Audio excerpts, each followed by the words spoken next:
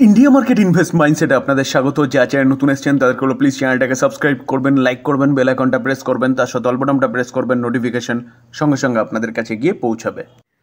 Nifty fifty দেখুন, Nifty ফিফটিকে দেখলে দেখা যাবে লাস্ট ট্রেডিং সেশনে 0.5% উপরে একটা ডাউন সাইড মুভমেন্ট নিফটি দেখিয়েছে। লাস্ট 5 দিনে দেখলে দেখা যাবে নিফটি 0.5%-এর কাছাকাছি একটা গিরাওয়ার দেখিয়েছে।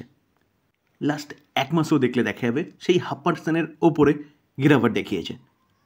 তো স্যার আমরা যদি চার্ট দেখি না, নিফটি কিন্তু আফসাইড মুভমেন্ট দেখানো শুরু করেছিল, কিন্তু আবারও নিফটি নিচে চলে এসছে তার হাই থেকে, এবং 25,000-এর নিচে লাস্ট ফ্রাইডেতে ক্লোজিং দিয়েছে। তো নতুন আরেকটা উইক শুরু হতে চলেছে। তো এই নেক্সট উইকে, অর্থাৎ এই উইকে কোন কোন জিনিসগুলোর ওপর মার্কেট কোন দিকে যাবে সেটা ডিপেন্ড করছে, সেটা নিয়ে আলোচনা করতে চলেছি।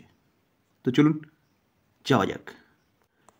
দেখুন, ডোনাল্ড ট্রাম্প বিভিন্ন দেশের ওপর বিভিন্ন রকম ট্যারিফ আরোপ করেছে, কিন্তু আমাদের দেশের ওপর অর্থাৎ ইন্ডিয়ার সাথে এখনও পর্যন্ত ট্যারিফ নিয়ে কোনো ফাইনাল আউটকাম দেয়নি। যেখানে বিভিন্ন সময় কিন্তু বিভিন্ন নিউজ উঠে আসছে নিউজ চ্যানেলগুলো থেকে, যেখানে শোনা যাচ্ছিল যে 31শে জুলাইয়ের মধ্যে বা 31শে জুলাইয়ের আগে মিনি ট্রেড ডিল হতে পারে। আবার স্যার এটাও শোনা যাচ্ছে যে ইন্ডিয়া এবং ইউএসের মধ্যে যে ট্রেড ডিল চলছে না, সেটা এগ্রিকালচার এবং অটো সেক্টরের জন্যে প্রবলেম হচ্ছে। যেখানে আমরা মাল্টিপল টাইমে দেখেছি যে ইন্ডিয়ার থেকে অফিসিয়ালসরা গেছে ইউএসএ ট্রেড নিয়ে কথাবার্তা বলতে, বা ইউএস থেকেও কিন্তু প্রচুর অফিসাররা এসছে আমাদের ইন্ডিয়াতে ট্রেড নিয়ে কথাবার্তা বলতে, কিন্তু ফাইনাল আউটকাম আসছে না। এবং এটাও বলতে পারেন যে ইউএস একতরফা কেন কোনো ডিসিশন নিতে পারছে না, কারণ আমাদের জনসংখ্যা, স্যার বলতে পারেন আমাদের দেশ হচ্ছে ব্যাপক বড় একটা বাজার, যেখানে 150 কোটিরও বেশি মানুষ বসবাস করে। তো এই বাজারকে ধরার জন্যে কিন্তু ইউএস মরিয়া হয়ে রয়েছে এবং একতরফা কোনো ডিসিশন নিচ্ছে না বলতে পারেন, এবং বারবার প্রেশারাইজ করা হচ্ছে এগ্রিকালচার এবং অটো সেক্টরকে নিয়ে। তো সেখানেই আন্ডারস্ট্যান্ডিংয়ের প্রবলেম হচ্ছে, যার জন্য কিন্তু এখনও আমাদের সাথে ট্রেড ডিল কমপ্লিট হয়নি এবং ডিলে হচ্ছে বলতে পারেন। তার পাশাপাশি দুদিন আগে এটাও শোনা যাচ্ছিল বিজনেস স্ট্যান্ডার্ডের নিউজ অনুযায়ী কি ইন্ডিয়া এবং ইউএসের মধ্যে ট্রেড ডিল যেটা চলছে সেটা 10 থেকে 15% পর্যন্ত হতে পারে। তো এখনও স্যার কোনো ফাইনাল আউটকাম আসেনি। যে কোনো সময়ে যে কোনো মুহূর্তে ফাইনাল আউটকাম আসতে পারে, হয়তো আমি যে ভিডিও করছি তারপরেও ফাইনাল আউটকাম আসতে পারে। তো সেই জায়গায় দাঁড়িয়ে এই ট্রেড ডিলের ওপরে কিন্তু আগামী দিনে আমাদের নিফটি কোন দিকে যাবে সেটা ডিপেন্ড করছে। এখনও কোনো ফাইনাল আউটকাম আসেনি, যা কিছু পাওয়া যাচ্ছে সব কিছু বিভিন্ন নিউজ চ্যানেলের মাধ্যমে পাওয়া যাচ্ছে। দেখুন স্যার, এই আর্টিকেল দেখলে দেখা যাবে যে RBI go for another 25 basis point rate cut in আগস্টে সম্ভবত 4 থেকে, স্যার সম্ভবত না, 4 থেকে 6 তারিখের মধ্যেই কী হতে চলেছে, এমপিসির মিটিং হতে চলেছে এবং 6 তারিখেই আমরা আউটকামটা পাবো। তো সেখানে শোনা যাচ্ছে আরবিআই হয়তো আবারও রেট কাট করতে পারে, কত, 25 বেসিস পয়েন্ট। যেখানে কিছুদিন আগে কিন্তু আরবিআইয়ের যে গভর্নর, তার মাধ্যমে আমরা শুনতে পেরেছিলাম বা তার বক্তৃতার মাধ্যমে শুনতে পেরেছিলাম যে কি, যে তার আরবিআই নিউট্রাল স্ট্যান্ড নিচ্ছে, মানে এই নয় যে রেট কাট করবে না।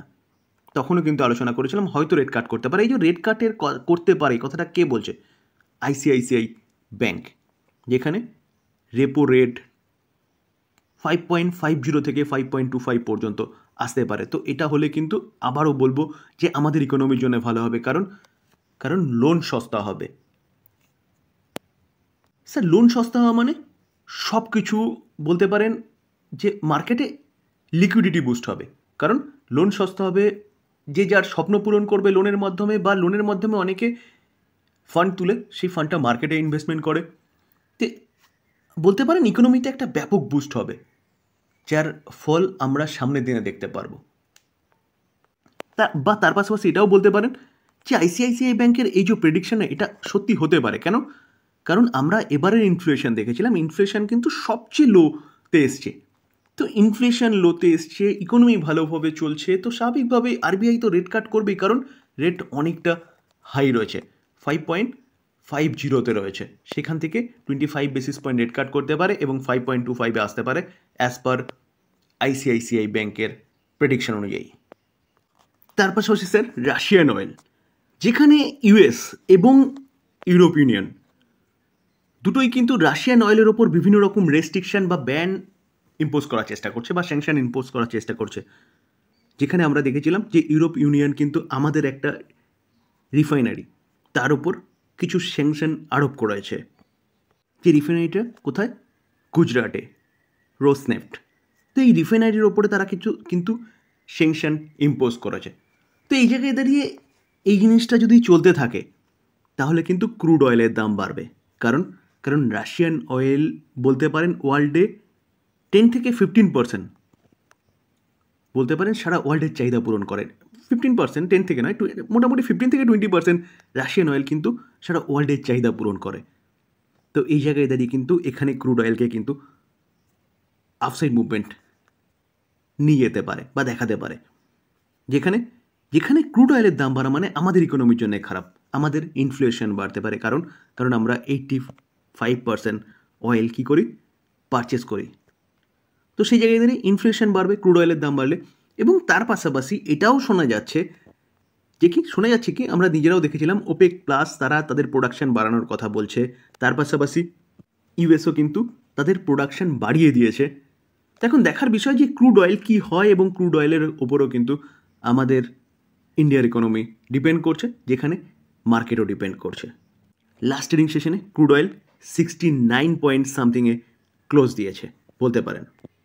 তার পাশাপাশি দিগ্গজ broking house, domestic broking house JM financial institute expect করছে যে oil price is stay around $70 $70 আর কি।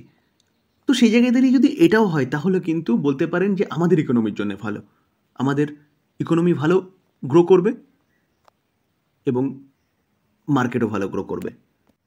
ফ্রাইডেতে মার্কেট ক্লোজ হয়ে যাওয়ার পরে HDFC ব্যাংকের, ফ্রাইডেতে না স্যাটারডেতে HDFC ব্যাংকের রেজাল্ট এসেছে, এবং HDFC bank Q1 result declare করেছে, স্পেশাল ডিভিডেন্ড দিয়েছে এবং বোনাস দিয়েছে।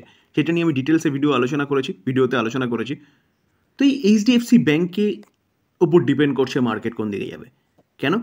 কারণ ব্যাপক একটা ওয়েটেজ কিন্তু নিফটি 50-র মধ্যে HDFC ব্যাংক রাখে, যেখানে মন্ডেতে এই HDFC ব্যাংকের ইম্প্যাক্ট কিন্তু আমরা নিফটি 50-র মধ্যেও দেখতে পারবো।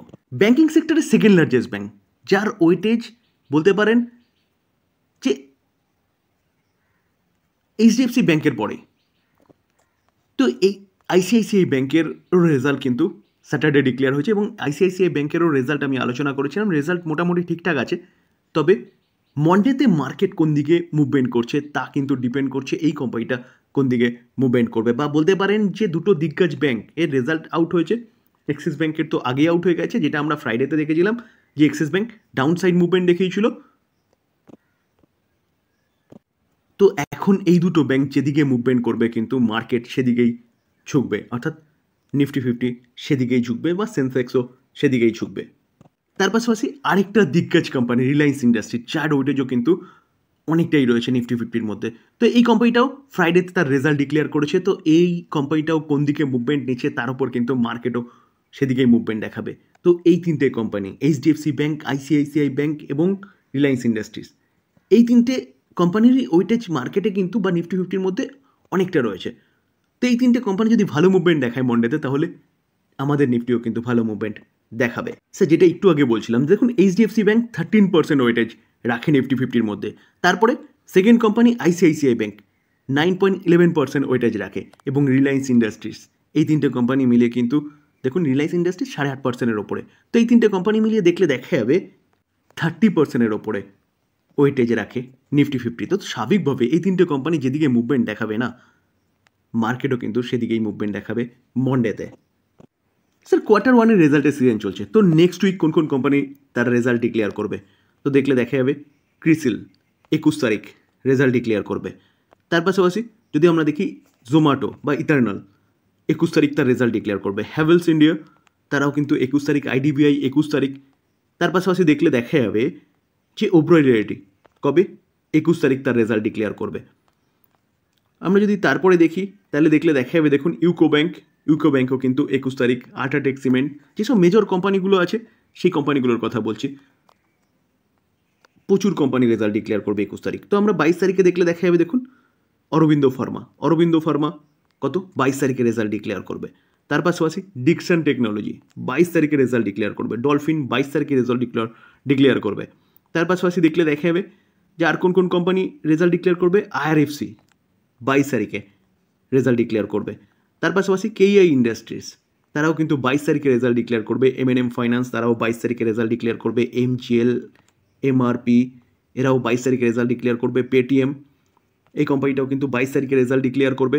তার পাশাপাশি দেখলে দেখা যাবে আর কোন কোম্পানি আছে যেখানে 22 তারিখে রেজাল্ট ডিক্লেয়ার করবে। চলুন, আর মেজর তেমন কিছু দেখলাম না। তো এখানে দেখলে দেখা যাবে, দেখুন 23 তারিখে চলে এসেছি, এশিয়ান পেন্ট 23 তারিখে রেজাল্ট ডিক্লেয়ার করবে।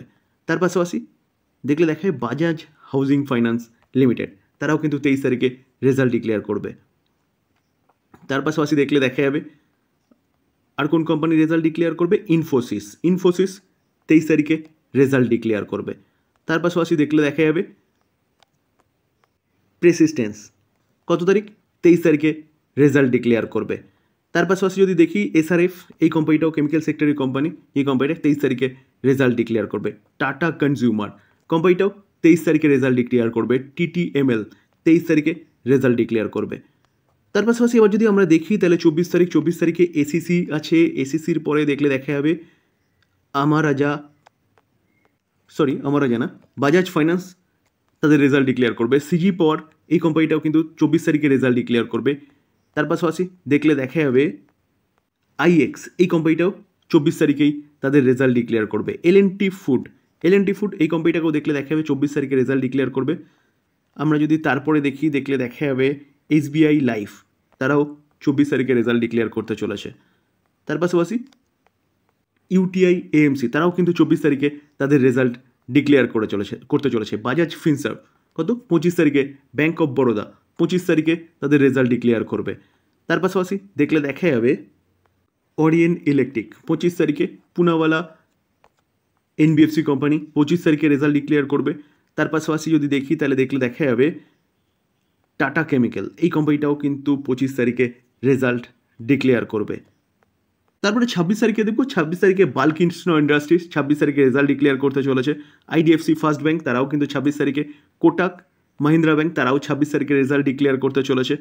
তো এর পাশাপাশি দেখলে দেখা যাবে আদানি গ্রিন এই কোম্পানিটাও কিন্তু নেক্সট উইক চলে যাচ্ছে 28 তারিখ। তো এই উইকে কিন্তু এইসব কোম্পানিগুলো তাদের রেজাল্ট ডিক্লেয়ার করবে। তো চ্যানেলের সাথে যুক্ত থাকতে হবে, তাহলে গুরুত্বপূর্ণ কোম্পানিগুলোর রেজাল্ট কিন্তু আপনাদের কাছে গিয়ে পৌঁছাবে। আলোচনা এই পর্যন্ত। যদি ভালো লাগে, যারা চ্যানেল নতুন এসেছেন তাদের প্লিজ চ্যানেলটাকে সাবস্ক্রাইব করবেন, লাইক করবেন, বেল আইকনটা প্রেস করবেন, তার সাথে অল বাটনটা প্রেস করবেন, নোটিফিকেশন সঙ্গে সঙ্গে আপনাদের কাছে গিয়ে পৌঁছাবে। থ্যাংক ইউ, ভালো থাকবেন।